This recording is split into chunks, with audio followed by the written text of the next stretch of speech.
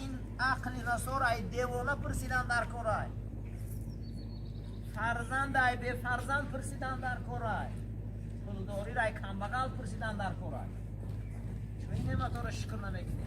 حضرت سلیمان با این حکومت مطلق داشتگیش با شبا گریه میکرده خدایا یک توفیق بده که من این نعمت های را بینم. ما یک خون سرخیش هم میبینیم وقتی او را تحلیل میکنن در داخل او گمگلابین کلیچت که سفیده هزار یک نوع نعمت داره چون این شکر نمیکنه. نو مردم به قدری سلامتی رسید تا زمانی کرونا ویروس بود قدری سلامتی نمیرسیده. یک انسانی که مبتلای ویروس های بالای سرش نفس گرفتن نمیتونه ایوه پرس قدری سلامتی را اگر بگو غنیمت دام اون رو بندگی کرد ولی این عمره را غنیمت باید دانیم ما این دنیا میگذره. اما سلیمان پیغمبر بینین دعا و گیریشه ربی پروردگارو اوزعنی ان اشکر نعمتک التي انعمت علی خدایا نعمتم بتی که من توفیق ناموسم به که نعمت را شکر کنم. برادرو مالداری شرط نیست مالداری شرط نیست شکرگزاری شرط است. اگر میلیون دنیا را جمع کنیم در یک چشم برابر نمیشه ما.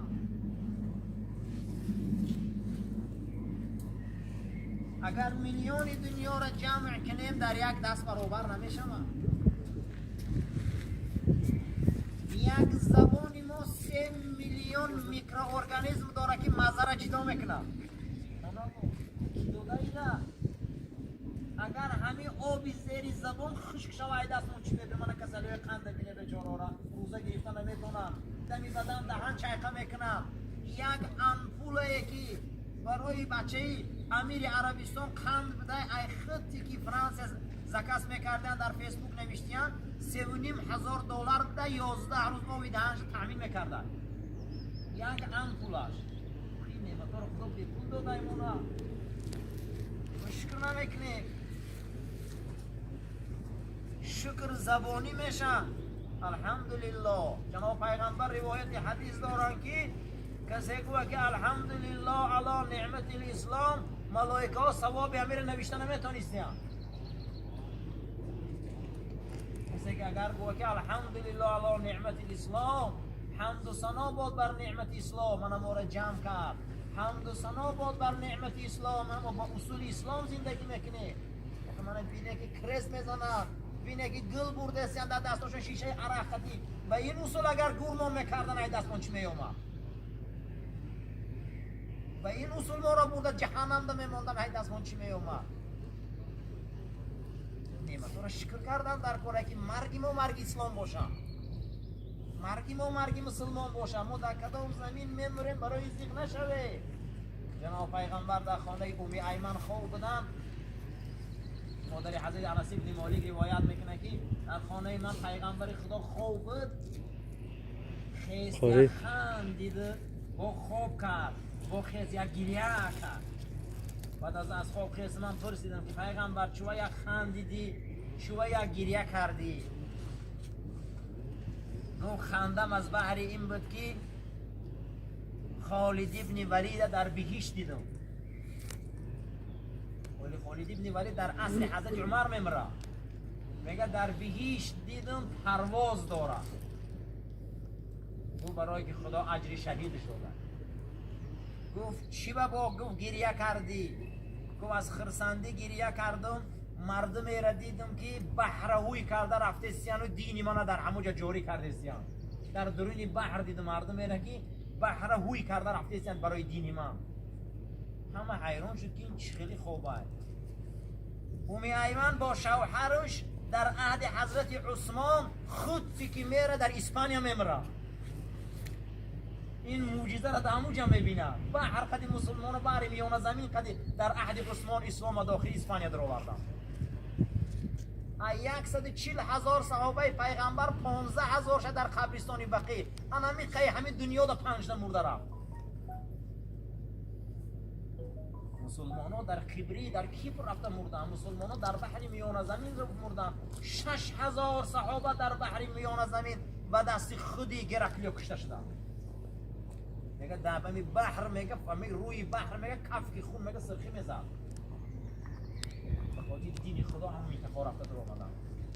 همین کمپیر خدی شوهرش در عهد حضرت عثمان خودی که در همون جزیره های اروپا بود همونجا گروج کردن. برام دارم که در کجا میمره مهم مسلمان بود. الحمدلله شکر ما به نعمت اسلام میمریم. حضرت سلیمان پیغمبر دعا میکرد خدایا برای من یک زبان یک توفیق که شکری تر به جا بیارم. شکری تر من به جا بیارم شکر زبانی میشوم. الحمدلله کما هو احقت بهذه الکلمه. پیغمبر گفت خدایا من تر الحمدلله میگم که تو سزاواری الحمدی، تو سزاواری شکری، تو سزاواری تعریفی. همه تعریف و توصیف به خاطر تای همین کلمه را گفتم در ملائکه ثواب جمع کردن نمیتونستن. حدیثه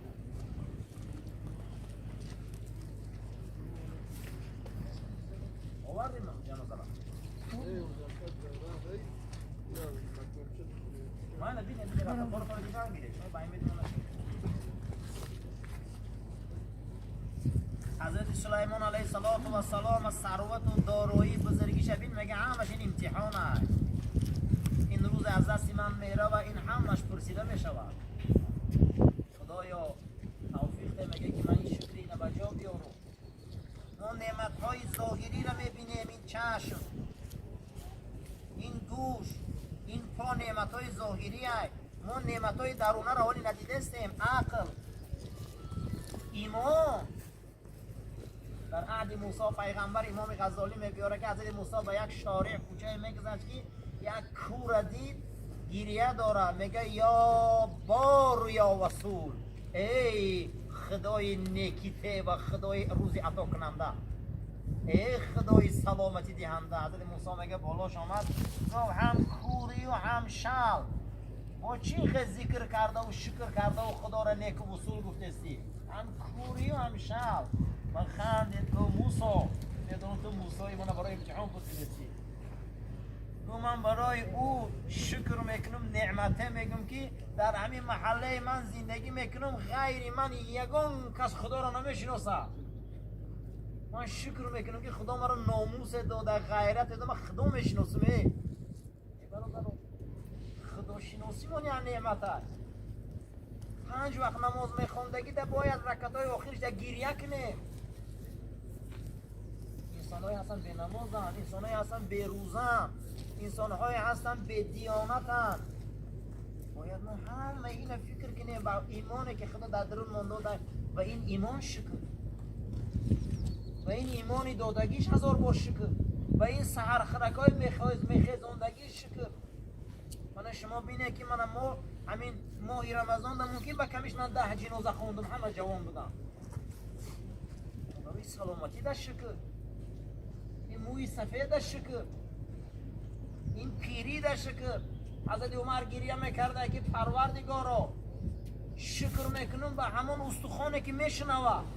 یه بار یک استخوان میشنوه، همین استخوان اگر محکم کنه دستمون چی میبیو. بسیار انسان ها بدیم سهر خیستن که دست پاش نکار مونده پرالیش دیم. همین از دنیا گذشتن 10 سال و 12 سال و پیش خواب بودن. حضرت سلیمان دعا میکرده.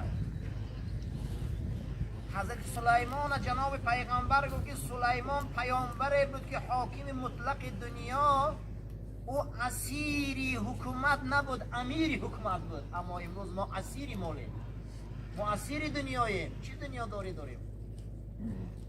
کیه که امروز برای پول خفگی نمیکنه؟ کیه امروز که برای پول آدم ها رو فریب نمیکنه؟ ما اسیریم، ما زنجیر شدگیم به این دنیا. اما سلیمان امیر بود. میگه خوشا به حالی او کسی که امیری پول باشه، امیری مال باشه، امیری حکومت باشه، نه اینکه اسیر. در اوج بزرگی آدم ها را شناختن در کاره که پیغمبر با 140,000 سپاهی محکمه بیا با 2 کس سرش کرده بودن. ابوبکر خودش کرده، اما 9 سال بعد از 5 دروازه مکه لشکر میبیو که هیچ کسی حساب کردن نمیتونه.